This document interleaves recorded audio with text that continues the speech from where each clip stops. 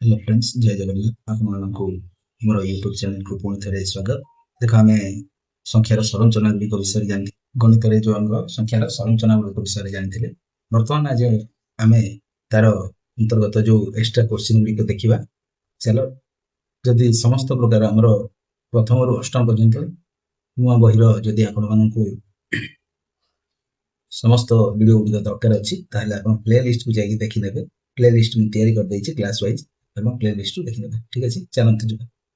तो ये तुम वर्ग संख्या और विजोड़ देटा विजोड़ हेनी, यहाँ आम हम अजुग्म संख्या है। जो यहाँ अजुग्म संख्या है, अजुग्म संख्या मध्य संपर्क कौन? वर्ग संख्या क्या कह जाए देख, जो संख्या को निजे है, जो संख्या को निजे सहित गुण कले से संख्या को वर्ग संख्या। देख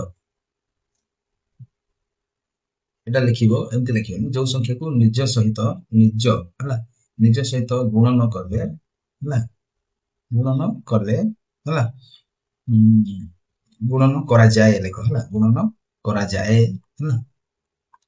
से संख्या को वर्ग संख्या कह। देख एक को एक द्वारा गुणन कर माने एक वर्ग एमती है, दुई वर्ग 4, 3 वर्ग एटा 2 वर्गटा है, एटा 3 वर्ग एटा सॉरी वर्गटा 4 वर्ग एटा 5 वर्ग एमती हम है, वर्ग आकार करा। तेणु वर्ग संख्या गुड़िक है 1, 4, 9, 16, 25, 36 है।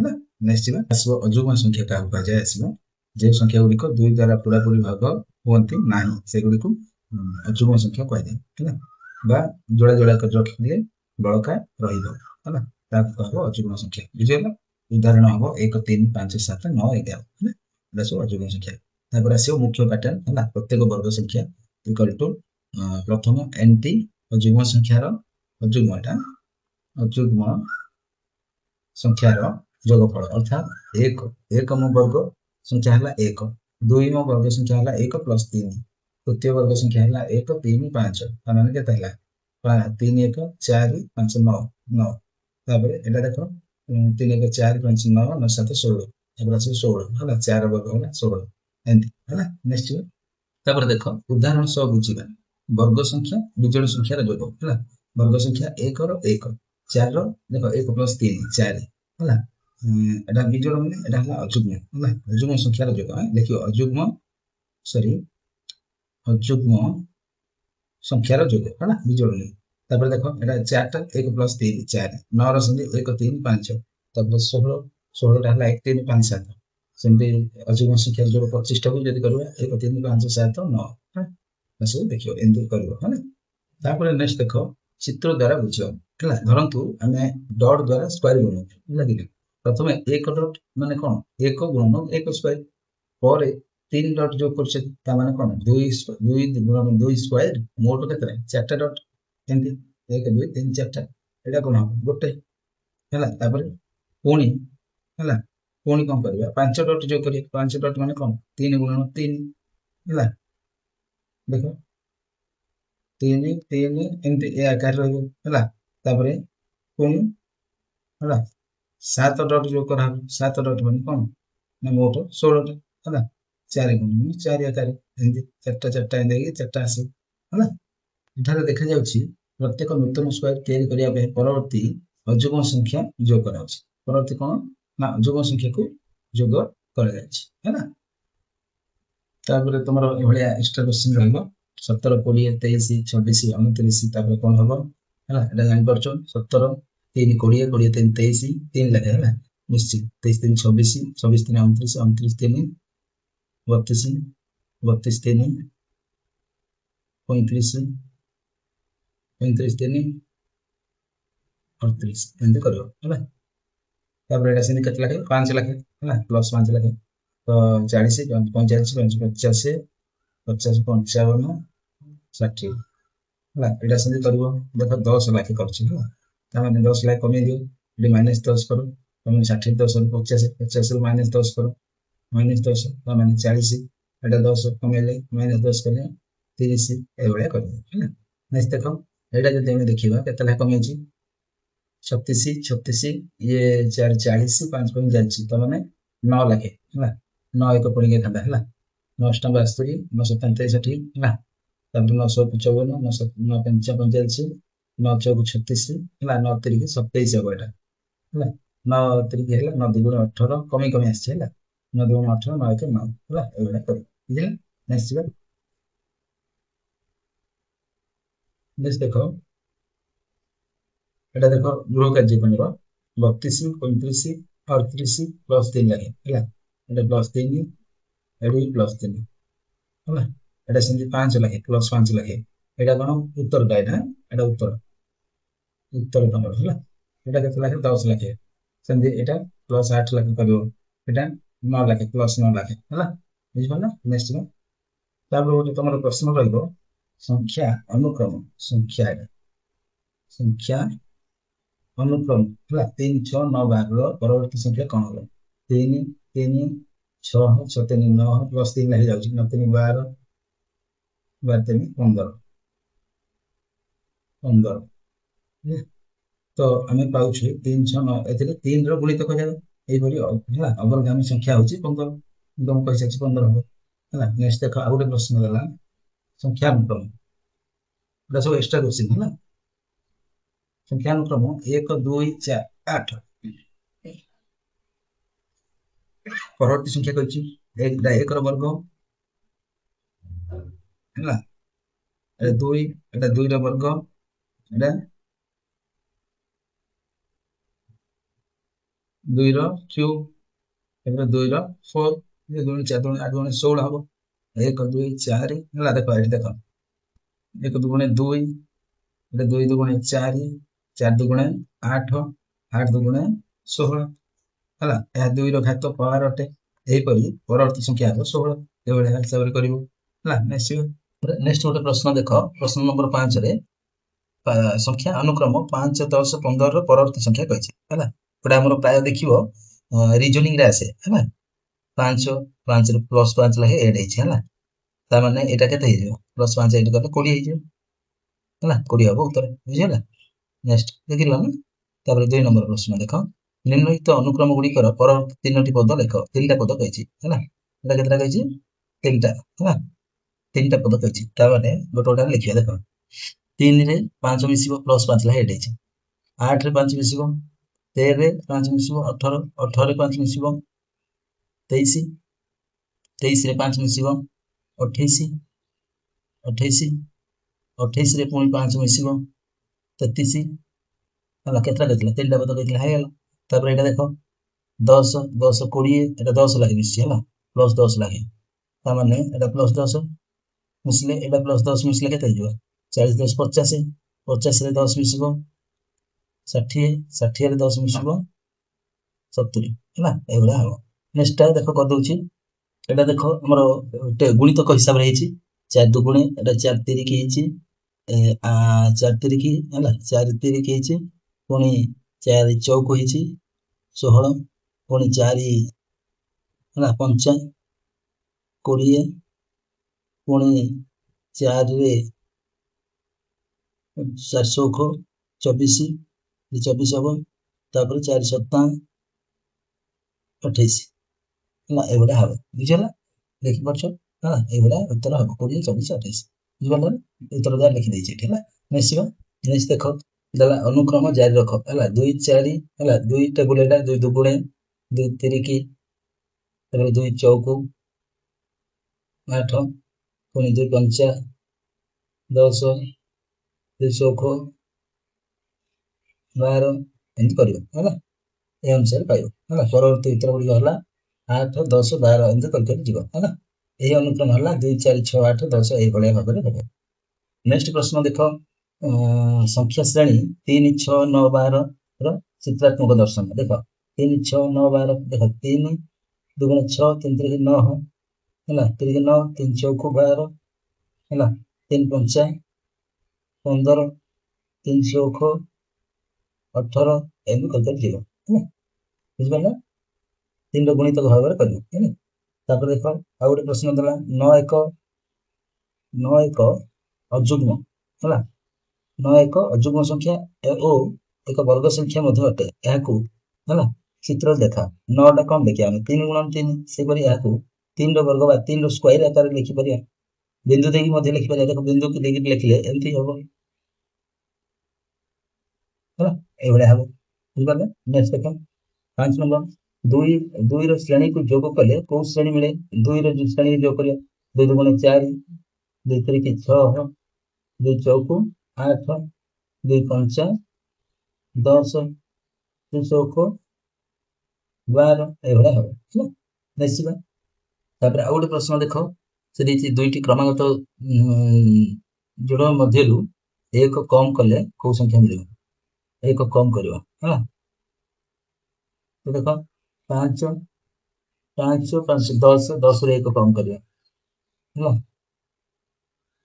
ତ ଯୋଡ଼ ମାନେ ଯୁଗ୍ମ ଏଟା ହେଲା ଯୋଡ଼ ମାନେ କଣ ଯୁଗ୍ମ ବି ଲେଖିପାରିବ ହେଲା ତ ପ୍ରଥମ କ୍ରମାଗତ ଯୁଗ୍ମ ସଂଖ୍ୟା ଦୁଇଟାରୁ ଏକ କମ କରିବା ଦେଖ ପ୍ରଥମ କ୍ରମାଗତ ଯୁଗ୍ମ ସଂଖ୍ୟା କୋଉଟା କୋଉଟା 2 ଆଉ 4 2 ଗୋଟେ ଯୁଗ୍ମ ସଂଖ୍ୟା 4 ଗୋଟେ ଯୁଗ୍ମ ସଂଖ୍ୟା 2 4 କେତେ 6 6 ରୁ ଏକ କମେଇବେ ତା ମାନେ 5 ତ ଠିକ ଅଛି 5 ତାପରେ ଏଇଟା ଦେଖ କେମିତି ଆସିଲା ଏଇଟା ସେମିତି ଲେଖିବ 2 4 4 ଗୋଟେ ତାପରେ 6 ହେଲା 4 ପ୍ଲସ 6 10 10 ରୁ ଏକ କମିବ 9 ହେଲା 9 ହେଲା ଏଭଳିଆ କରି ଯାଇଛି ହେଲା ସେମିତି ଦେଖ ଏଇଟା କେମିତି ତାପରେ 6 6 ତାପରେ କଣ 8 8 6 14 14 ରୁ ଏକ ହେଲେ 13 ହେଲା ପୁଣି 8 ତାପରେ 10 18 18 ରୁ ଏକ ଗଲେ 17 ଏଭଳିଆ କରିବ ହେଲା ତାପରେ ଆଉ ଗୋଟେ କରିଦେଉଛି ଦେଖ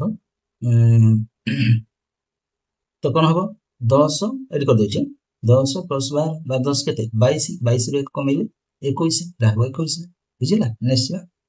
ତାପରେ ଆଉ ଗୋଟେ ଦେଖ ପିଲାମାନେ ଆମର ଦେଖିବା ତ୍ରିଭୁଜରୁ ଆରମ୍ଭ କରି ପ୍ରତି ଥରେ ଏକ ପାଟି ବଢିଲେ ଚତୁର୍ଥ ଆକୃତି କଣ ହେଲା ଏଟା କଣ ହବ ଦେଖ ତ୍ରିଭୁଜରୁ ଆରମ୍ଭ କରିକି ପ୍ରତି ଥରେ ଗୋଟେ ବଢିବା ଦେଖ ଫାର୍ଷ୍ଟ ଆମେ କଣ କରିବା ତ୍ରିଭୁଜରୁ ଆରମ୍ଭ କରିବା ହେଲା ଦେଖ ତ୍ରିଭୁଜରୁ ଆରମ୍ଭ କଲେ ହେଲା ତାପରଟା ଆରମ୍ଭ ହବ ଚତୁର୍ଭୁଜ ହବ ତାପରଟା ହବ ପଞ୍ଚଭୁଜ ହେଲା ପଞ୍ଚଭୁଜ ହେଲେ ହେଲା 2 3 4 5 ପଞ୍ଚଭୁଜ ହେଲା ତାପରେ କଣ ହବ 4 ଥର 1 2 3 ହେଲା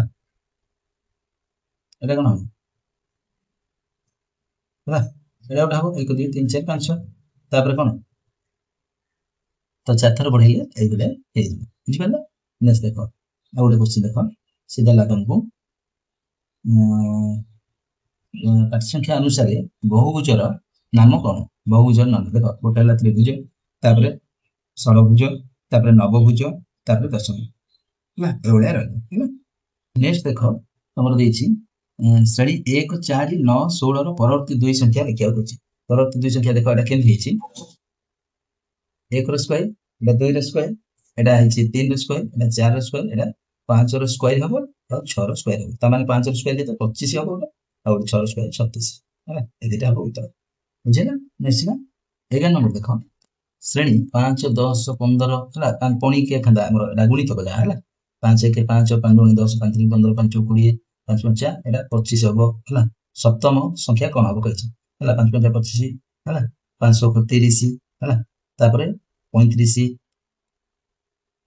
40 ହେଲା ତାପରେ କଣ କହିଛି ସପ୍ତମ ସ୍ଥାନ କହିଛି ଦେଖ 1 2 3 4 ହେଲା ଏଟା 5 ନମ୍ବର ଏଟା 6 ନମ୍ବର ଏଟା 7 ନମ୍ବର ଏଇଟା ହିଁ ପଚାରିଛି ତ 35 ହବ ଠିକ ଅଛି ନିଶ୍ଚିତ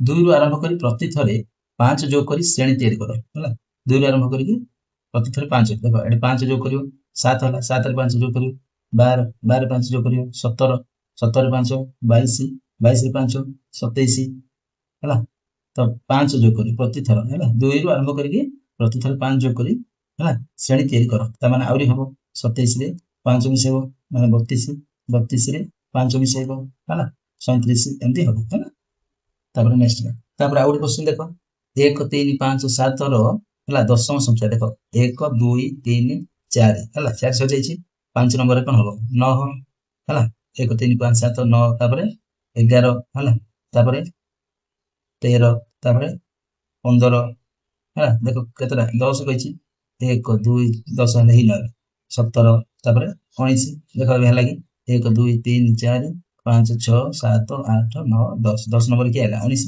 19 ହବ ଉତ୍ତର ଠିକ ଅଛି ନେକ୍ସଟ ଦେଖ 100 ତାପରେ 90 10 ଲାଗି କମୁଛି ହେଲା -10 ଲାଗି କମୁଛି ଏଟା 10 କମିଲା ହେଲା ଏଟା ବି 10 କମିଲା ହେଲା ଏଟା 10 କମିଲେ କେତେ ହବ -10 ତାମାନେ 60 ତାପରେ ହେଲା ପ୍ରତ୍ୟେକ ସଂଖ୍ୟା ପୂର୍ବତନ ସଂଖ୍ୟା ଠାରୁ 10 କମ ହେଇଛି 60 ହବ ହେଲା ତାପରେ 50 ହବ ତାପରେ 40 ଏମିତି ହେଲା ତାପରେ ଦେଖ ନେକ୍ସଟ ପ୍ରତ୍ୟେକ ପଦରେ 1 2 3 ଭଳି ବ୍ଲକ ବଢିଲେ ହେଲା 6ଟି ପଦ ପାଇଁ କେତେ ବ୍ଲକ ଦରକାର ତ କେତେଟା 6ଟା ବ୍ଲକ ଦରକାର 3 ତାପରେ 4 ତାପରେ 5 ତାପରେ 6 ନମ୍ବର ପାଇଁ 6 ହେଲା ନିଶ୍ଚିତ ତାପରେ ଆଉ ଗୋଟେ ପ୍ରଶ୍ନ ରହିବ ପ୍ରତି ଘଣ୍ଟାରେ 7 କରି ବଢୁଛି ହେଲା ତା ମାନେ 7 ଗୁଣନ 8 56 ଧାଡି 56ଟା ପ୍ରତି ଘଣ୍ଟାରେ 7 କରି ବଢୁଛି ହେଲା 56 ହେଲା ଏଟା ଦେଖ 3 ର ପାୱାର ଯୋଗ କରିବା ହେଲା 1 ତାପରେ 1 + 3 4 ତାପରେ 1 + 3 +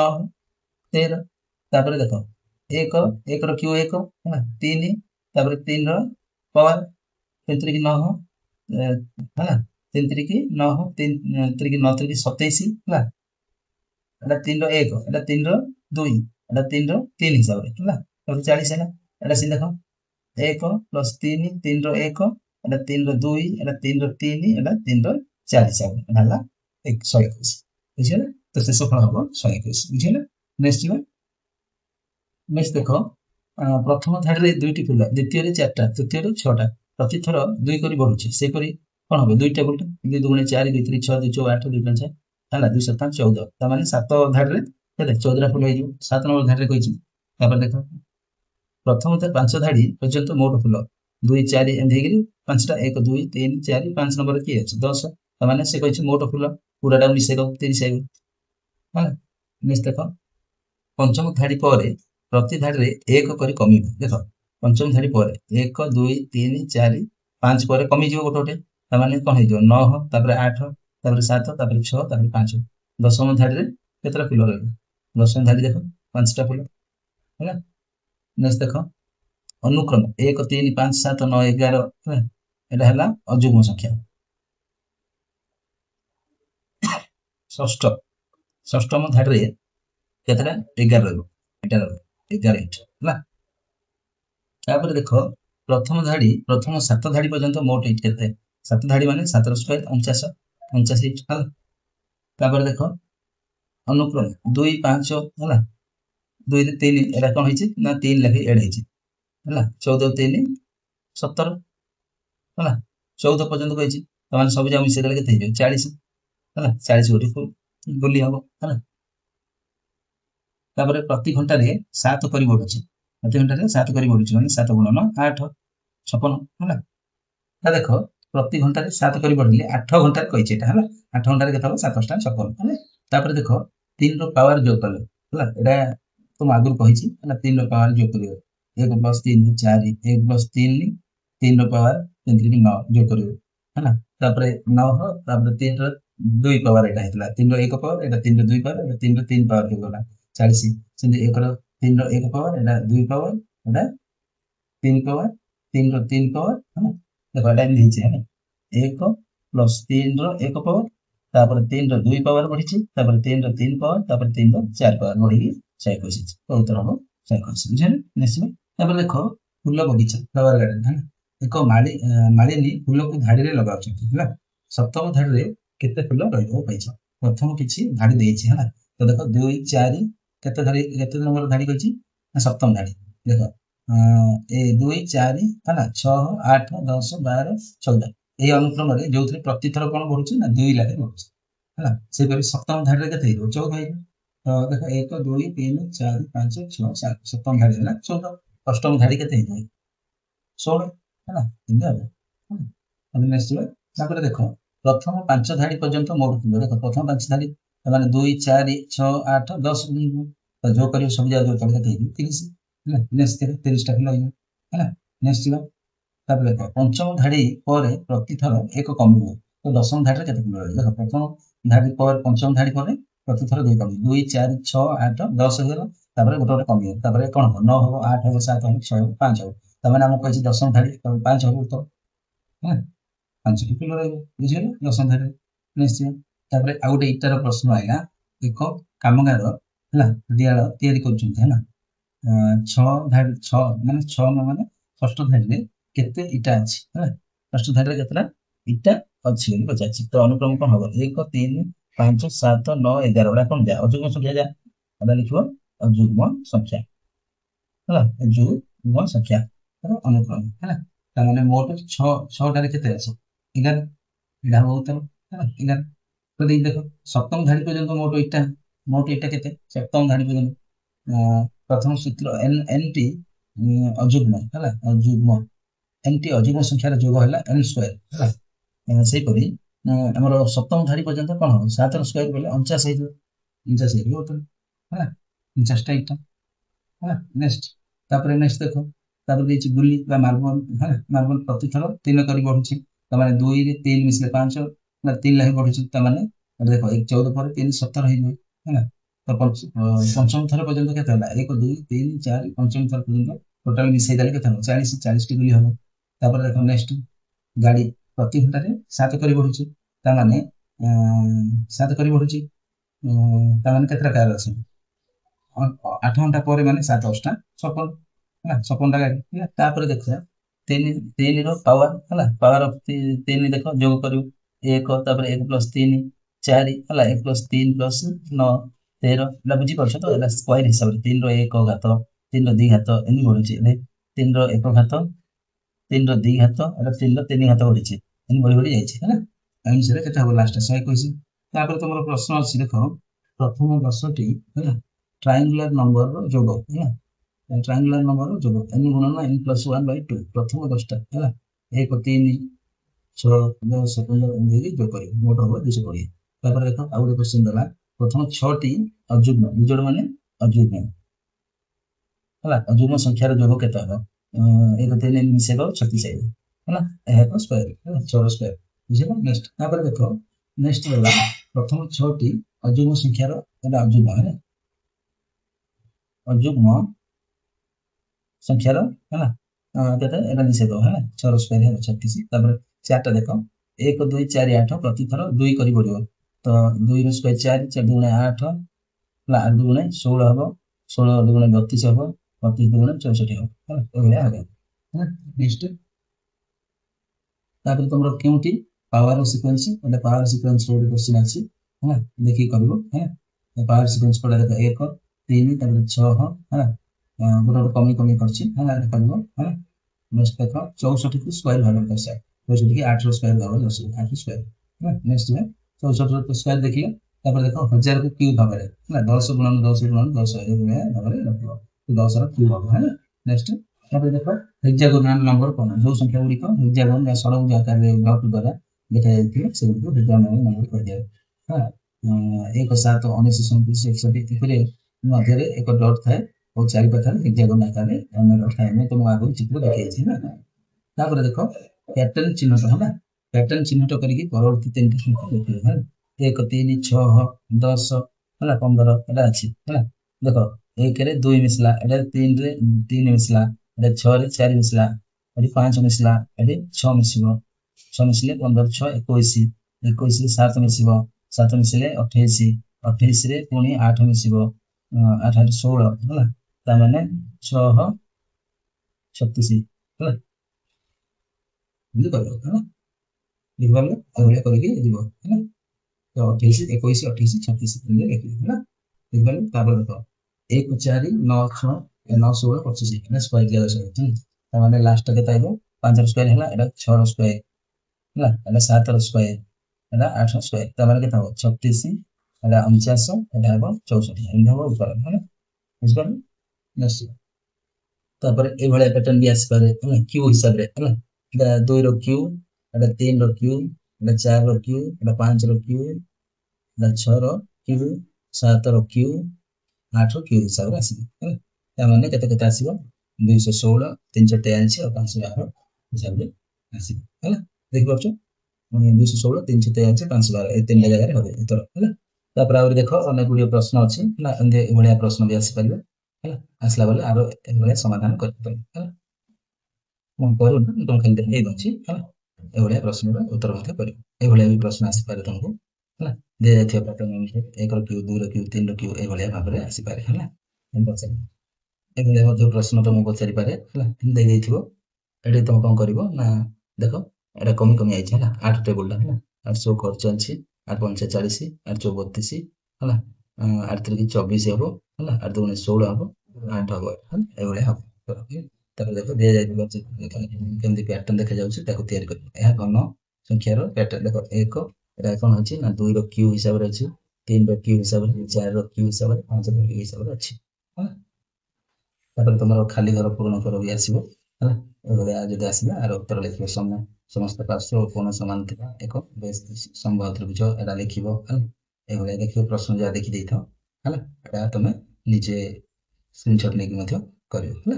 ନେକ୍ସଟ ବହୁତ ଲଙ୍ଗ ହେଇଯିବ ନହେଲେ ହେଲା, ଟ୍ରୁ ଫଲସ ଏମିତି ଆସିବ ହେଲା, ଟ୍ରୁ ଫଲସ ର କ୍ୱେଶ୍ଚନ ବି ଦେଖି ଦେଇଥାଅ ହେଲା।